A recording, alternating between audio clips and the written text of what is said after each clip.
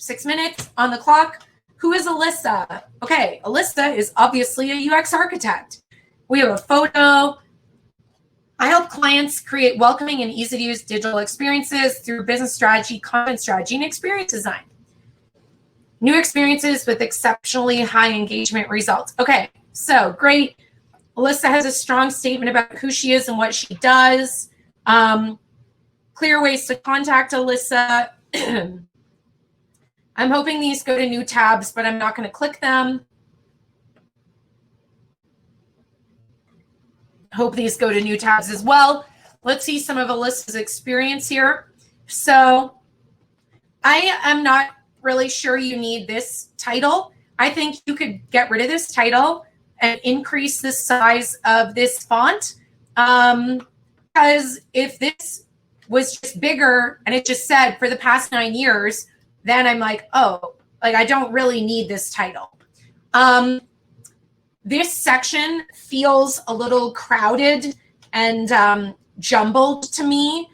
Not a super technical term, but the reason is it looks like a bunch of information, and I think we could use a couple of little design elements to make this clearer. So I think what you're communicating to us is you have been working as a UX architect for this stage of career and a UI web developer, you know, in your prior career, and you're trying to communicate that. I think that you could, I might put the dates in white because those are getting a little bit lost. And you could even say, like, from 2017 until now, I've worked as a UX architect. Previously, I was a UI web developer for 6 years or something. And I'm not sure you even need this text. It's kind of implied. And then I think it would be a little bit clearer. Let's keep going. Okay, UX work. So now,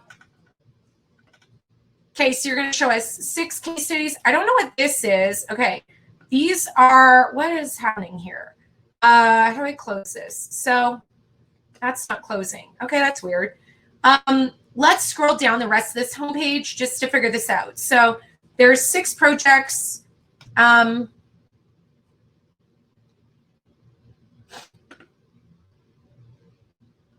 I see. So Alisa made this like Q&A guide about Alisa and what she is all about. To me, well, I can't close this, so that's a little frustrating. It's hard to see the question from the answer. I wonder, could the questions be in this color or something? I don't know. It's just all kind of running together. Let's look at these 6 projects. So every project, we want to have a clear title, maybe see a little bit about it, and then we want a simple way to click into it. So website redesign, okay. I wonder, I know you explained some of the stuff in the summary. One big challenge for everyone is, can you make your titles a little bit more detailed? So JL'd when website redesign. Okay, I've never heard of JL'd when. I don't know what that is. Website redesign for what? Is this a enterprise product? Is this a mobile product? Is this business to consumer? I'm not really sure. Website redesign for major, you know, steel manufacturer, whatever it is. I have no idea, right? But just this title leaves a lot to be wondered. So the answer probably lies in some of your titles here. So what you did, and I like seeing results. It's very clever. I like seeing results. That's clickable. You might want to make this image clickable. I might make the title clickable as well. Let's keep going. So, okay, we have a bunch of projects from your time at JWeld. So we have 6 projects, okay? I like seeing client feedback. We've got a title at the bottom, okay? Let's click into one of these and see. Let's go into the custom CMS. So first of all, I am hoping we're going to learn what Jed, whatever is. So we've got, again, you could maybe add imagery at the top to communicate to us a little bit more of the visuals. So we're maybe enticed to see more about your work. I am just making some notes here about, okay. So role, activities, team size, agency, great. So we know this is real and your team, etc. Some information there. So scrolling up and down, we have project overview, process. I don't know what that is. Results. Okay, I love seeing the results there. So, okay, so that's what we have on this one. Let's go back through in a little bit more detail. So this project was intended to showcase Alisa's UX architect skills, and you're telling us all about the information architecture, user flows, and wireframes, and prototyping. Okay, so